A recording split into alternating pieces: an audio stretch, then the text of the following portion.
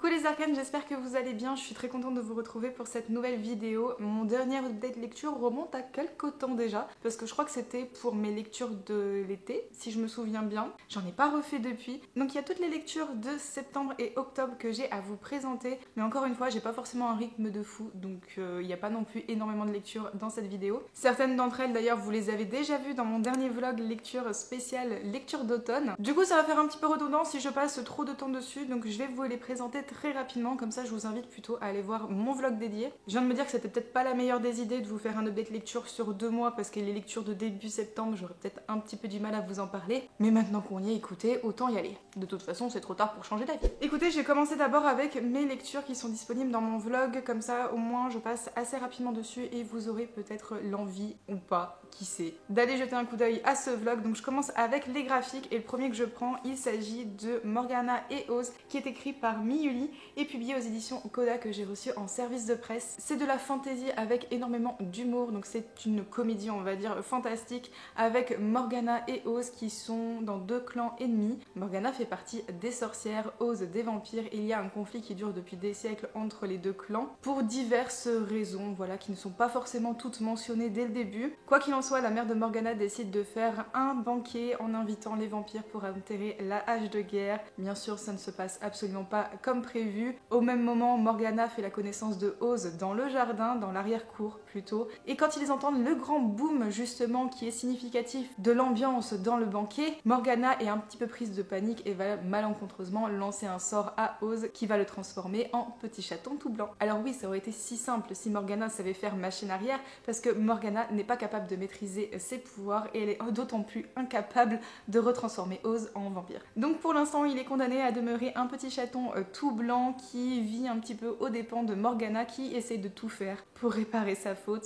D'autant que Morgana est une demoiselle pleine de bonne volonté, pleine de bienveillance, qui croit en la bonté dans chacune des personnes, y compris dans les vampires. On se rend compte aussi quand elle fait un petit tour avec Oz dans le village que les sorcières ne sont pas non plus très bien accueillies par les humains. Et progressivement, Oz et Morgana vont apprendre à se connaître tous les deux. Surtout Oz va voir la condition des sorcières qui ne sont pas forcément très faciles non plus, et on se doute bien que les deux vont développer une amitié et plus si affinité. Le deuxième graphique dont je vous ai parlé aussi dans mon vlog, et je vous conseille vivement d'aller le voir, comme ça vous avez mon avis un petit peu à chaud, il s'agit de Automnal qui est écrit par Daniel Cross. En tout cas c'est vraiment un très bon ouvrage, un très bel ouvrage aussi au niveau des dessins. Faut apprécier le style un petit peu comics, si vous aimez pas vous allez peut-être pas apprécier les dessins, c'est sûr. En tout cas une lecture parfaite pour l'automne, ça va devenir mon incontournable de l'automne et de la période surtout spooky, parce que outre le titre on est dans une ambiance qui est très pesante, très légende urbaine où on sait pas trop où est le vrai, où est le faux, on sait pas trop où se situe la menace non plus, et j'ai adoré tout le long de l'histoire. Pour vous replacer un petit peu le contexte, nous sommes avec Kate qui va emménager dans la ville de Comfort Notch avec sa fille Sibylle de 7 ans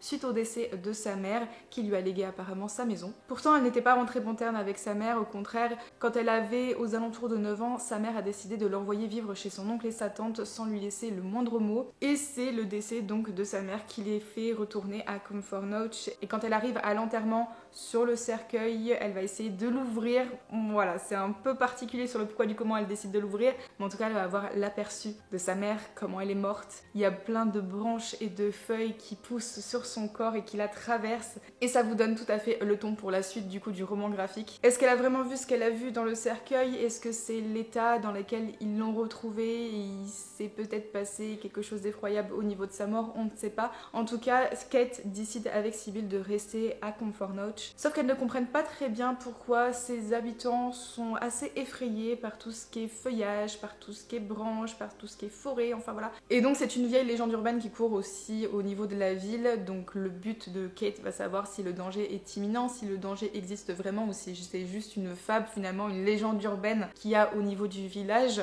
Et c'est un peu aussi là où vous allez vous placer en tant que lecteur, savoir si c'est vrai ou si c'est faux. Personnellement, j'ai adoré Tout Douillon, ça m'a tenu en haleine. C'est vraiment un roman pour adultes, par contre ne mettez pas ça dans toutes les mains parce que c'est un roman horrifique. Les scènes d'horreur, elles ne sont pas très présentes à vrai dire, parce que je trouve qu'on joue plutôt sur l'ambiance, sur le fait que la mère de famille va peut-être commencer un petit peu à vriller parce qu'elle ne saura pas vraiment ce qui est faux, ce qui est vrai. Et dans cet aspect-là, on va beaucoup jouer sur la psychologie des personnages. Donc c'est vraiment un très très bon roman, une pépite. Je vous le conseille, ça a été un coup de cœur pour moi. C'était sensationnel, j'ai aimé vraiment. tout du long. J'ai adoré, donc je ne peux que vous recommander cette pépite. Avant de passer au roman pur et dur, je vais m'attarder sur un petit recueil de nouvelles. Il s'agit de Contes des damnés aux origines de l'horreur par Matt Ralph et illustré par Taylor Dolan. C'est un envoi en service de presse de la part des éditions Hachette Heroes. J'ai beaucoup aimé me plonger dans ces diverses nouvelles du coup au cours de la période un petit peu spooky, Halloween. Je trouvais que ça allait parfaitement bien dans l'ambiance. En tout cas, c'est un recueil de nouvelles où vous allez avoir des contes classiques comme Frankenstein et Dracula qui sont très condensés, très raccourcis pour avoir l'essentiel finalement de l'intrigue. Mais nous avons aussi d'autres nouvelles comme par exemple La patte de singe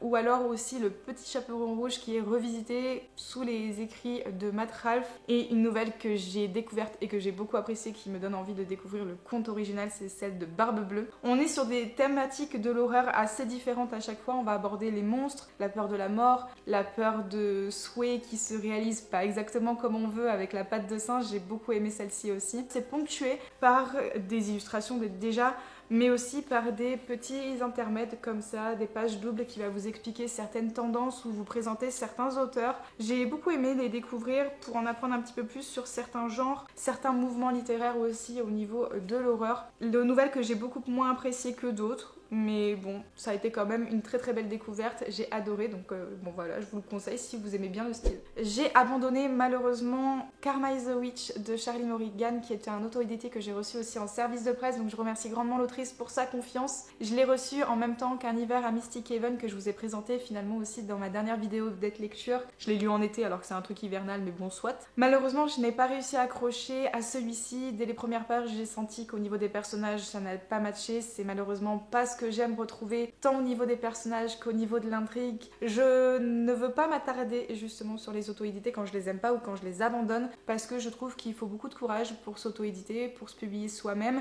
Il y a toute la communication à faire, tout le marketing, tout l'engouement à susciter autour de son propre roman. On n'a pas la visibilité d'une maison d'édition, donc je vous conseille quand même, si jamais le résumé vous tente, de vous attarder dessus, de lire peut-être d'autres avis. Pour vous parler donc du résumé, nous sommes avec Karma qui un soir se apitoie sur son sort en fait parce que sa meilleure amie a décidé de la larguer par email. Elle lui a dit qu'elle ne voulait plus que Karma fasse partie de sa vie, donc c'était pas la peine qu'elle cherche à la recontacter. Alors après une soirée où elle se mange énormément de bonbons, glaces, qu'elle regarde tous les épisodes de Charmed, elle décide de naviguer un petit peu sur internet pour trouver un petit rituel afin d'avoir un petit peu de tendresse dans sa vie. Le lendemain, elle va dans une boutique d'ésotérisme, elle prend ce qu'elle a besoin et elle retourne chez elle faire le rituel. Le sortilège a réellement fonctionné et dans son chaudron se trouve un petit chat blanc. Si c'était la seule chose bizarroïde, non, en plus de ça, il parle. C'est ainsi que Karma découvre que c'est une sorcière et ses tantes lui avouent aussi le poteau rose. Elle retourne dans sa ville natale pour apprendre un petit peu plus sur elle-même, sur sa mère et sur sa magie. En même temps, elle va croiser la route, ou plutôt recroiser la route de son dernier amour qu'elle a quitté, elle aussi, comme une malpropre. Écoutez, si jamais vous êtes intéressé par le résumé, je vous invite à vous renseigner dessus. En tout cas, merci encore une fois pour ta confiance, Charlie, et je suis désolée de ne pas avoir réussi à accrocher avec toi.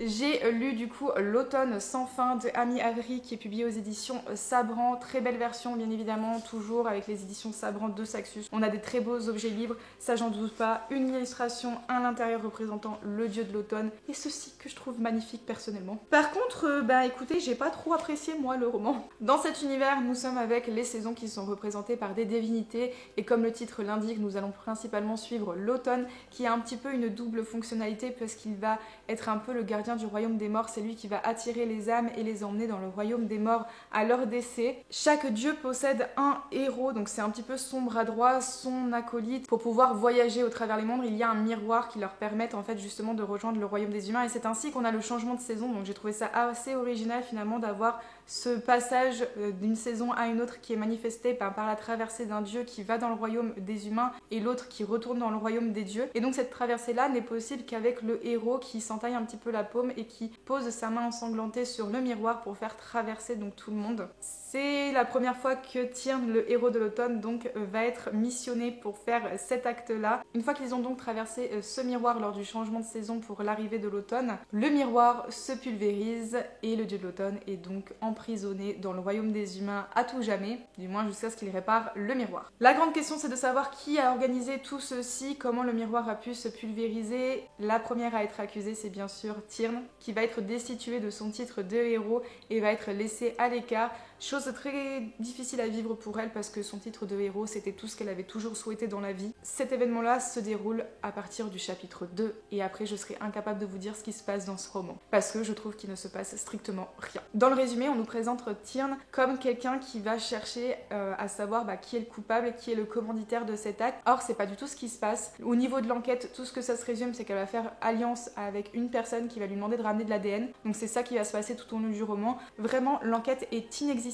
Si vous voulez le lire pour ça, mais n'y allez pas, vous allez être forcément déçus. Par contre, paradoxalement, ce qui m'a tenu un petit peu en haleine et qui m'a fait lire le bouquin jusqu'au bout, bon, à la fin, je vous avoue, j'ai lu en diagonale parce que je voulais juste savoir qui était le coupable. Et là encore, je n'ai pas senti vraiment de plot twist très intéressant. Il y avait beaucoup de potentiel pour le grand méchant, on va dire. Il y avait beaucoup de choses à développer autour de lui sur sa justification, de pourquoi ses actes, etc. Et ça n'a pas du tout été mis en place en fait. On nous a juste dit ok c'est lui, d'accord, merci, bon ok, on nous révèle ça sur lui, très bien, tu peux approfondir parce qu'il y a des choses que t'emmènes quand même depuis le début du roman, donc ça serait bien que t'approfondisses ça. Pas du tout. Tyrn est un personnage qui va beaucoup se consoler dans les bras des gens et personnellement je vais pas juger les personnes qui font ça, c'est pas mon intérêt, mais ça ne correspond pas à mes valeurs, donc j'ai du mal à m'accrocher une fois à ce personnage-là, qui est beaucoup dans la victimisation, qui se plaint énormément. Je m'attendais à beaucoup plus d'enquête, beaucoup plus d'investigation, qu'elle se démène pour aller prêcher le vrai du faux, pour démasquer les véritables coupables. L'automne, on nous dit dans le résumé qu'il va devenir de plus en plus humain parce que justement il est de plus en plus dans le monde des mortels, donc il va lui-même devenir un mortel. Il est inexistant, on a très peu d'interactions avec lui, pourtant on arrive quand même à une romance avec lui, donc j'ai pas compris à quel moment les deux ont pu matcher. Beaucoup de choses qui sont bancales, beaucoup de bonnes idées à la base, franchement je tiens à le redire, il y avait beaucoup d'idées à exploiter, beaucoup de potentiel, mais finalement ça a été complètement oublié au profit d'une romance, du temps qui passe. Alors quand j'ai publié mon avis sur Instagram, il y a une demoiselle qui m'a dit au contraire, moi je trouvais ça bien parce qu'on est vraiment sur la dépression de Tyrn. Alors oui en effet, c'est vrai qu'on voit vraiment sa descente aux enfers quand elle est au bord du gouffre, quand elle tombe dedans, quand elle n'arrive plus à se relever, comme quoi c'est très difficile. Donc oui, on peut dire que c'est un livre qui parle de dépression, mais dans ce cas-là, note-le dans la 4e de couverture pour qu'on sache à quoi on s'attend. Donc voilà, c'est pas une lecture qui personnellement restera dans ma bibliothèque parce que j'ai pas trop apprécié ce qui s'y passait et vraiment je suis sincèrement déçue parce que je pense qu'ils auraient pas dû mettre ça comme résumé. Donc si jamais vous avez des recommandations mine de rien sur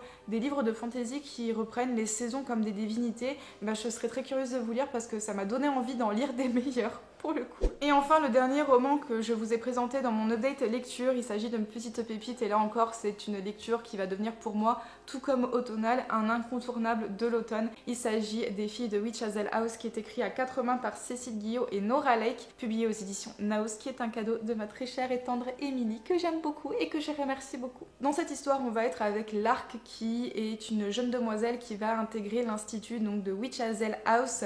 Elle espère là pouvoir prendre un nouveau départ parce que cette demoiselle souffre de beaucoup de TOC, elle n'arrive pas à s'en détacher et j'ai trouvé ça intéressant pour amener un petit peu mon avis dès maintenant, que ces TOC soient aussi prenants, aussi présents aussi dans le roman. Après je ne suis pas concernée, donc encore une fois je parle d'un point de vue extérieur, mais j'ai trouvé ça très bien la manière dont ça a été intégré au roman. On n'a pas juste parlé voilà qu'elle a des TOC et point barre, non c'est quelque chose qui est très récurrent au sein du roman et c'est pas du tout délaissé et c'était très appréciable. Pour en revenir au résumé, elle va intégrer l'institut de Witch Hazel House dans le programme de littérature ou dans ce manoir un petit peu automnal on va dire, c'est un petit peu finalement l'ambiance qui se ressort tout au long du roman. Elle va y retrouver 4 autres personnes, elles sont 5 ou 4 au total, je ne sais plus. Et elle espère pouvoir se faire de très belles amitiés là-bas, que les gens l'acceptent finalement pour ce qu'elle est aussi. Chaque fille est un petit peu stéréotypée dans sa manière, mais ça rend le contexte un petit peu plus attrayant, moi j'aime beaucoup. Et on va être avec Violette, celle qui aime bien tout ce qui est occulte, etc.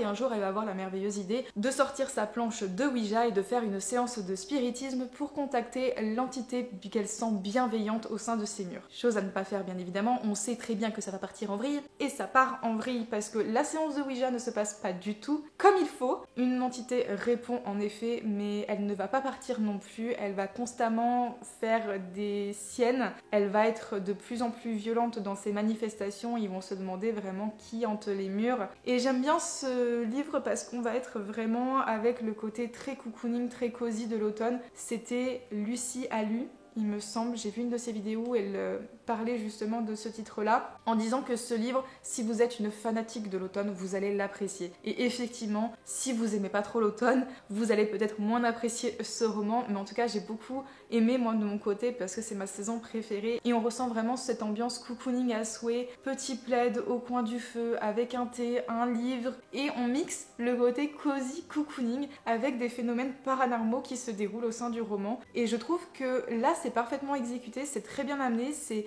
suffisamment imagé, il y a un enchaînement au niveau des phrases qui nous amène le truc vraiment tout en douceur. Moi je regarde beaucoup de films d'horreur donc ça passe beaucoup par le visuel, donc des phénomènes paranormaux qui sont de plus en plus prenants, qui vont être de plus en plus récurrents aussi, réguliers, qui vont être aussi de plus en plus violents. Parallèlement les filles vont commencer à mener l'enquête pour savoir quelle entité justement est là pour les menacer et voilà, j'ai adoré ce roman. Ma seule petite déception se porte finalement sur la fin qui était un petit peu trop expéditive à mon goût et de mon côté, et c'est vraiment un point de vue personnel, la fin je trouve ça dommage qu'on n'ait pas sur le même ton spooky. Je vais pas trop rentrer dans les détails parce que j'ai pas envie de vous spoiler mais je m'attendais à autre chose personnellement et ça a été sympa mais pas forcément à quoi je m'attendais, donc j'ai eu cette petite déception de me dire oh c'est juste ça entre guillemets, c'est pas juste ça, il se passe quand même des choses mais ça reste quand même un très bon roman que je peux que vous conseiller. On poursuit maintenant avec les lectures que j'ai faites en dehors de ce vlog-ci et je vais commencer avec ceux que je n'ai pas dans ma possession parce que sinon je vais les oublier. Le premier, il s'agit de Wicked tome 1 Tentation de Jennifer Ellermann-Schott que j'avais reçu en service de presse de la part des éditions Roncière. Je l'ai abandonné à même pas 100 pages, je crois. En fait, quand j'ai commencé le roman, j'ai dit oula, c'est quoi cette écriture? C'est quoi ce truc? Ça va pas me plaire. Et effectivement, ça ne m'a pas plu. Il faut savoir que ça a été écrit en 2014 ou 2011, je ne sais plus. Donc je crois que c'est bien avant Le sang et la cendre. Et j'étais tellement déçue parce que je me suis dit quand même, Le sang et la cendre, j'ai adoré le premier tome. Ça a été un coup de cœur pour moi, donc comment je ne peux pas aimer Jennifer Ellermann-Schott dans cette nouvelle saga. Mais on est sur quelque chose de très urban fantasy, voire de romance paranormale. Même pas, en vrai, je pourrais même pas dire que c'est une romance paranormale entre les deux. Bref, j'ai eu beaucoup du mal à m'attacher au personnage, au style aussi, et quand j'ai vu comment ça partait, je me suis dit oula, ça ne va pas du tout correspondre à mes attentes. On est avec une demoiselle dont je ne me souviens plus le nom, donc je vais pas faire l'effort d'aller chercher, je suis désolée. Une demoiselle qui fait partie en fait d'une société qui va combattre les monstres dans la ville. Elle est un peu dans le sorte de l'élite. À côté de ça, c'est une étudiante à la fac comme les autres. Elle a une amie qui fait partie de la société également avec elle. Elle a été larguée, je crois, par son copain quelque temps, etc. Et là, il y a un nouveau mec qui arrive dans l'unité, que tout le monde parle. Apparemment, il est séduisant, machin et tout. Ok. Et bah forcément, ça loupe pas. Le mec, tu sais pas pourquoi, il lui tape dans l'œil. La scène qui m'a marquée, c'est quand même qu'il rentre chez elle alors qu'elle dort et il la regarde dormir. Et à quel moment, en fait, tu l'envoies pas bouler, tu le jettes pas par la fenêtre parce qu'il est rentré chez toi sans ton autorisation et qu'il t'a regardé en train de dormir, c'est hyper chelou quand même.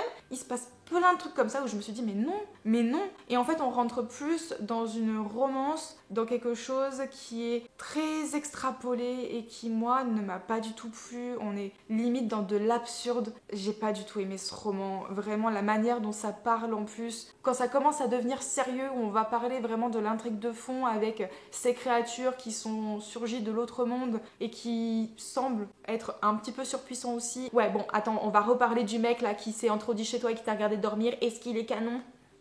T'as envie de dire non mais attends, on n'a pas le même sens des priorités. Voilà, je m'attarderai pas dessus parce que vraiment ça a été un gros flop pour moi, j'ai pas du tout aimé, donc je l'ai bazardé assez rapidement. Voilà pourquoi je l'ai pas avec moi aujourd'hui. Donc un gros flop pour moi, Jennifer Ellermann-Schott dans ce tome-ci. Je me renseignerai un petit peu plus la prochaine fois parce que vraiment je me suis jetée dessus en voyant le titre de l'autrice comme quoi ça pourrait me plaire, mais en fait pas du tout. Donc je suis désolée, je vous le vends très mal aussi parce que c'est ce que je me souviens début de septembre, là quand je l'ai lu, vraiment ça l'a pas fait du tout. Donc j'abandonne là, cette saga-là. En même temps, je l'ai même pas terminé le roman. Deuxième roman que je n'ai pas avec moi, mais je l'ai terminé cette fois-ci, c'est parce que je l'ai lu en e-book. Il s'agit d'un des contes interdits, Peter Pan, du coup, de... je ne sais plus comment il s'appelle. Simon quelque chose, je crois. Rousseau, peut-être, je ne sais plus. Donc, nous sommes avec une réécriture de Peter Pan et j'appréhendais un petit peu justement de lire un nouveau conte interdit. Celui-ci, on l'a d'ailleurs lu en lecture commune sur mon Discord. On s'est dit, ouais, pourquoi pas tenter un conte interdit tous ensemble? Merveilleuse idée, n'est-ce pas? En fait, il a été conseillé parce qu'apparemment, ça fait partie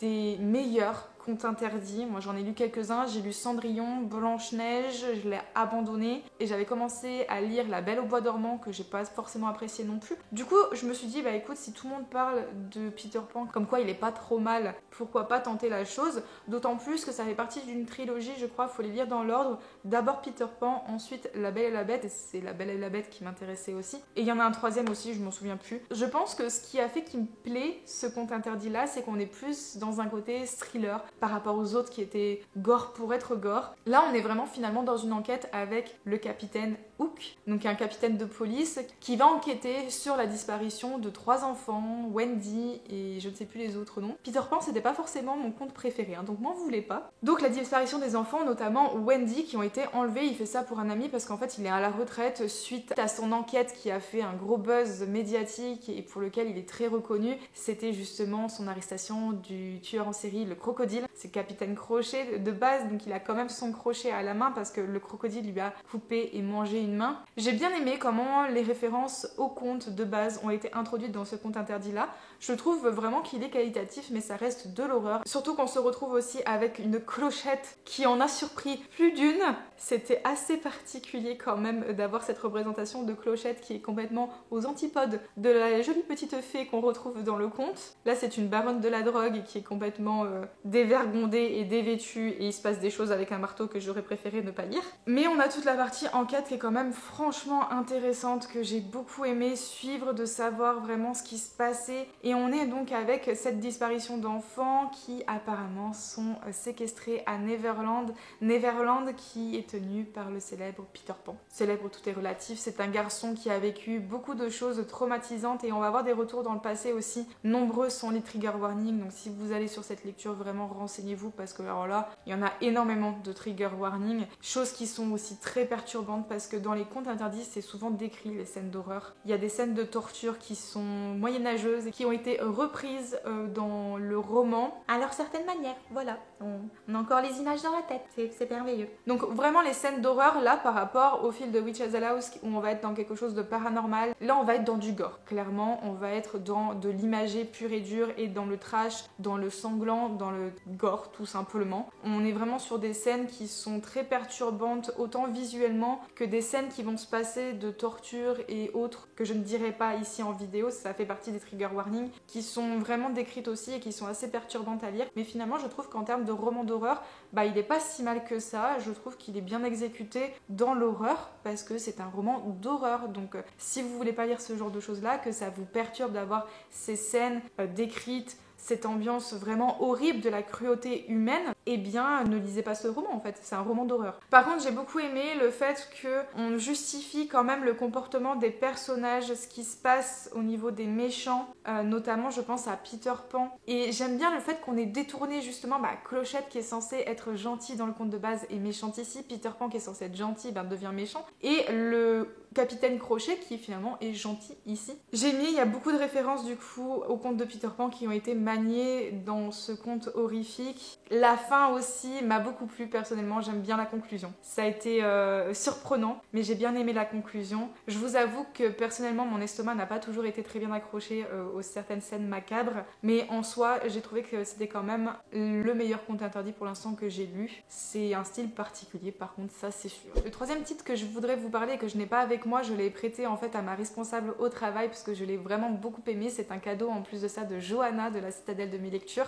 Il s'agit de Lullaby de Cécile Guillot. Donc c'était la première fois que je découvrais cette autrice avant son roman à 4 mains avec Nora Lake. Lullaby, c'est une courte nouvelle qui fait, je crois, à peine plus de 100 pages sur le destin d'une jeune fille qui écrit des romans d'horreur, il me semble d'ailleurs. Elle adore l'écriture, elle adore s'évader dans les mondes imaginaires et elle écrit des romans à l'insu de sa famille, sauf que sa famille découvre à un moment donné le poteau rose, elle découvre ses écrits et décide de l'envoyer dans une maison pour filles, je crois qu'on appelle ça. C'est là où on va mettre toutes les hystériques, toutes celles qui apparemment sont malades parce qu'elles ont des penchants pour les dames et autre chose de l'époque qui nous mettent bien les nerfs à l'heure actuelle. Et j'ai beaucoup aimé parce qu'au travers justement d'une écriture qui est très poétique et au travers aussi du prisme du fantastique, on va découvrir vraiment une histoire parallèle à ça, d'un monde où il y a un méchant mais un monde un peu imaginaire où notre héroïne va pouvoir s'évader, etc. Il y a quelque chose qui est très beau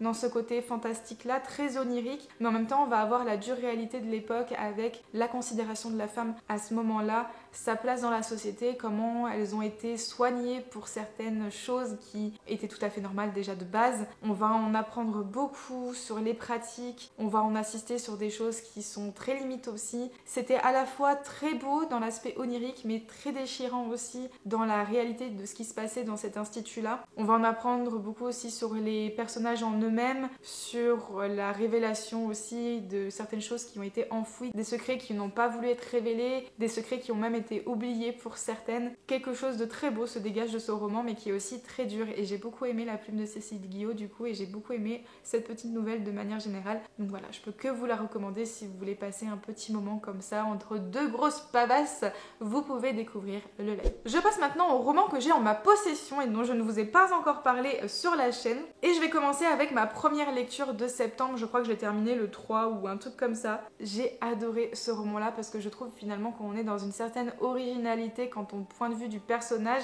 sur sa construction, sur la moralité à la fin. J'ai adoré ce roman. C'est le premier tome d'une trilogie avec des tomes compagnons, mais c'est pas indépendant, donc il est nécessaire quand même de lire le tome 1 et de les enchaîner à la suite. Et ici je vous parle en fait de Deimos, le premier tome, La bénie de Césarée de Lys Chrysler qui m'a été envoyé en service de presse de la part des éditions Gulfstream. C'est une véritable pépite. Avec le recul, je pense que c'est un petit coup de cœur quand même parce que j'ai trouvé que c'était très bien manié et que ça change de tout ce qu'on voit en ce moment sur le marché littéraire. Pour vous parler de l'histoire, nous sommes dans un royaume où il y a 3 continents avec 3 dieux. Donc là c'est le continent justement je suppose de Deimos, avec Césarée qui est le premier royaume dans lequel on va se situer dans ce premier tome. Nous avons aussi Arthos qui est en guerre avec Césarée et Pallas qu'on ne mentionne pas forcément des masses dans le roman. Quoi qu'il en soit, donc la bénie de Césarée, nous sommes au royaume des Césarées et nous y suivons Verena qui est donc touchée par le dieu un petit peu solaire de la lumière. Elle a ses pouvoirs aussi, donc capable de maîtriser la lumière,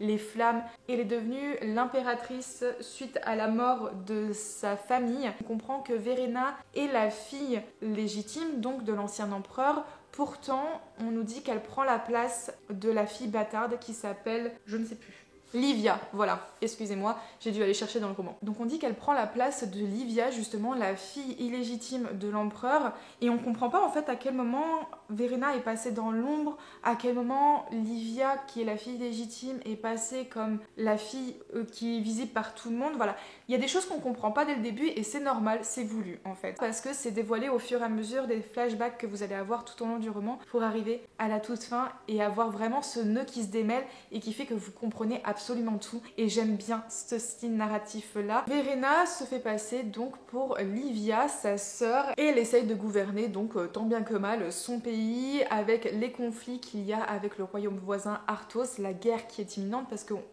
comprend je crois dès le début que Arthos est potentiellement les commanditaires du massacre de sa famille. Et un jour, contre toute attente, il y a Kyrian Arthos, donc le frère du roi d'Arthos, pour l'instant, je crois, du royaume ennemi, qui décide en fait finalement de retourner à Césarée et de prêter allégeance à Verena. Donc c'est un atout inattendu qui se présente devant elle. Bon, j'étais coupée pour cause de carte mémoire pleine. Nous étions sur ce titre-là, du coup, il y a 2 secondes, sauf que, qu'est-ce que je disais dessus? Je crois que j'en étais restée au fait que le général d'Arthos débarque au pied de Verena pour lui jurer allégeance et tout s'ensuit sur un côté de manipulation, de complot, de trahison, puisqu'on est vraiment sur une inspiration d'empire romain avec tout ce côté très complot politique avec le Sénat et ce qui s'ensuit. Et pareil, on va y suivre Verena qui ne sait pas à qui faire confiance parce que tout le monde veut sa tête. Et on est avec un personnage qui est très moraligré. Et c'est ça l'originalité et la force du roman, c'est qu'au travers des flashbacks, on va vraiment s'attacher à Verena. On va comprendre en quelque sorte pourquoi elle réagit comme ça. Et on va quand même s'attacher à elle, on va quand même avoir envie qu'elle ait une sorte de fin heureuse. Pas forcément de romance dans l'eau, on peut dire qu'il y en a une, mais bon, pour moi, je trouve qu'elle n'est pas très marquée non plus. Donc pour ceux qui n'aiment pas la romance, ça peut être un bon trope aussi.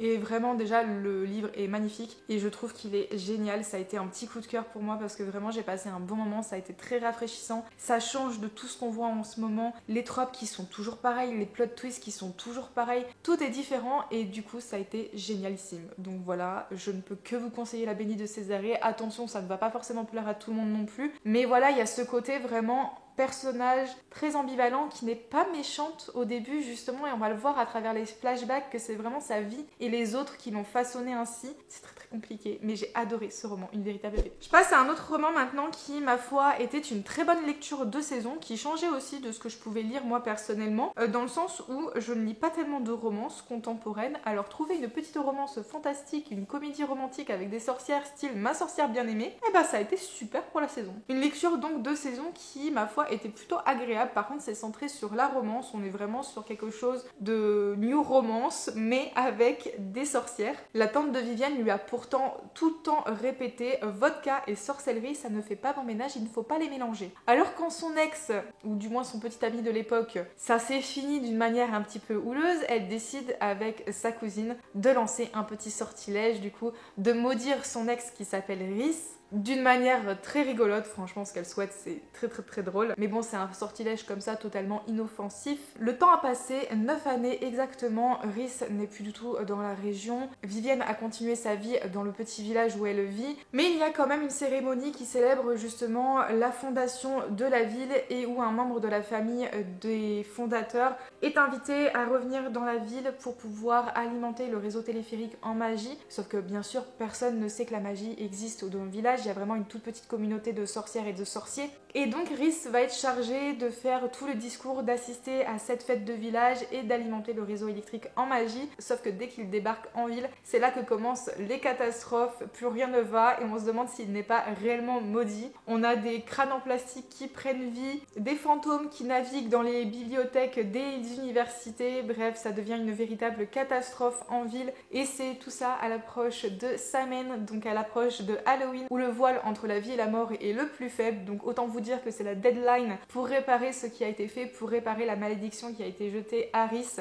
Tout ça au travers d'une romance qui renaît entre les deux personnages. Écoutez, moi j'ai bien apprécié, c'est pas non plus sensationnel. D'ailleurs, c'était un cadeau pour mon anniversaire il y a 2 ans, je crois, de la part de Chloé, donc j'ai toujours le petit mot et je suis très contente d'avoir pu le découvrir du coup cette année. Un grand merci à toi si tu passes par ici, ça m'a fait très plaisir et j'ai beaucoup apprécié ce livre-là. C'était une comédie romantique, voilà, assez rafraîchissante, plein d'humour. J'ai quand même vu certains défauts, on a des scènes un petit peu olé olé qui sont, ma foi, pas forcément nécessaires, je trouve. Quoi qu'il en soit, j'ai quand même passé un bon moment. Il y a de la sorcellerie, il y a la magie des fêtes d'Halloween.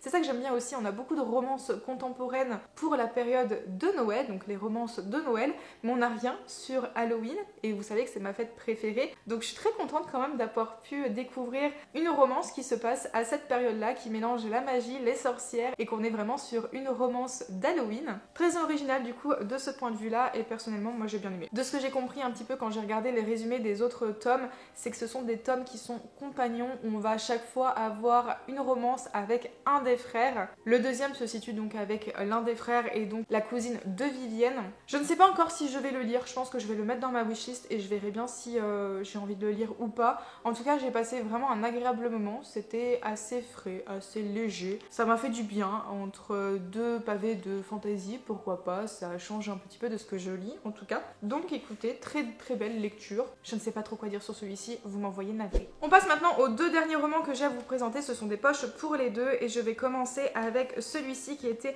la première lecture commune de mes Patreons en septembre. Il s'agit du premier tome du Paris des merveilles de Pierre Pével qu'une abonnée m'a envoyé si généreusement, j'étais trop contente. Donc c'est Elodie, merci à toi de m'avoir envoyé du coup ce livre. J'ai toujours ton petit mot qui est juste ici, de toute façon moi je garde tout le temps les mots. C'est un titre que j'avais très hâte de découvrir parce que ça reste quand même un classique du steampunk, j'ai l'impression. C'est assez vieux quand même je crois comme ouvrage, mais j'ai beaucoup aimé justement le découvrir. Ici on est dans Paris au début du XXe siècle où notre Paris tel que nous le connaissions est bien différent de celui qu'il y a dans le roman, puisque la tour Eiffel est par exemple en bois blanc, nous avons des sirènes dans la Seine et en fait toutes les créatures de l'autre monde ou l'outre-monde, je ne sais plus comment exactement il s'est appelé, dans certains romans c'est l'autre monde, dans d'autres c'est l'outre-monde, bref, je m'y perds avec toutes ces appellations. Quoi qu'il en soit, nous avons toutes les créatures magiques qui vivent parmi les humains, qui vivent du coup en France aussi, à Paris, et nous sommes dans un univers un petit peu steampunk au début du XXe siècle, jusqu'au jour où il y a une série de meurtres qui bouleverse un petit peu la vie tranquille de Paris et va être missionné un mage assez reconnu qui s'appelle Griffon. Et il va se retrouver confronté justement à cette série de meurtres et il va va enquêter avec l'aide de la police, ou du moins c'est plutôt la police qui vient requérir son aide. Moi je vois un peu Griffon comme un Sherlock Holmes en fait, si vous voulez, dans cet ouvrage-là. Je le vois un petit peu dans ce style-là, tant dans la manière d'être que d'enquêter, de faire ses déductions, de poser des questions, de réagir aussi à son environnement et à les relations sociales qui sont autour de lui. Et nous avons plusieurs points de vue, notamment celui de la baronne. Donc on ne sait pas très bien qui c'est au tout début, mais on nous présente une certaine baronne qui est un petit peu une voleuse. En tout cas, j'ai beaucoup aimé la manière dont ça a été construit, comment le récit est écrit aussi. On a plusieurs points de vue, c'est assez lent dans l'ensemble, il y a beaucoup de descriptions, mais j'ai adoré l'univers. En fait, je crois que c'est ça qui fait la force aussi de ce roman-là. C'est vraiment l'univers, en fait, comment il est construit, tout ce qu'on apprend au niveau de l'outre-monde. On a un passage aussi un peu dans le monde des rêves, des cauchemars et tout, avec un train. Ça, j'ai beaucoup aimé aussi. La relation entre la baronne et Griffon, je trouve ça excellent, perso. J'ai beaucoup aimé la dynamique entre les deux personnages. Je pourrais pas trop vous en dire plus parce que je ne sais pas trop quoi en dire justement. C'est pas un coup de cœur forcément, mais en tout cas, je suis très contente d'avoir pu découvrir ce titre-là, qui est dans un style fantasy, steampunk aussi, mais l'univers en fait est vraiment ce qui fait sa force, je pense, à ce roman-là, avec toutes les créatures qu'on apprécie découvrir, notamment ces chats ailés qui sont aussi dotés de pouvoirs. Azincourt, il s'appelle, il me semble, qui se prétend pour un British, alors que c'est pas du tout un chat British. J'aime beaucoup, je trouve que c'est très léger aussi, très cocooning dans un sens, ça reste du fantasy, mais du fantasy un petit peu cosy si vous voulez. C'est un peu comme ça que je l'ai ressenti, ça veut pas dire que ça l'est, hein. En tout cas, vraiment, la force, c'est l'univers et les personnages, moi j'ai adoré. Et enfin, je termine cette update lecture qui sera peut-être un petit peu long et je m'en excuse. Je termine avec une lecture commune qui a eu aussi sur mon Discord, pas Patreon, juste mon Discord classique. Je vais le reprendre bientôt, hein, mais c'est qu'en ce moment je suis très fatiguée, vous le voyez à ma tête ces dernières vidéos. J'ai pu lire du coup et découvrir le premier tome de l'Assassin Royal de Robin Hobb, donc publié à la maison d'édition. J'ai lu ici, c'est un cadeau que j'ai eu il y a 1 an ou 2 à Noël.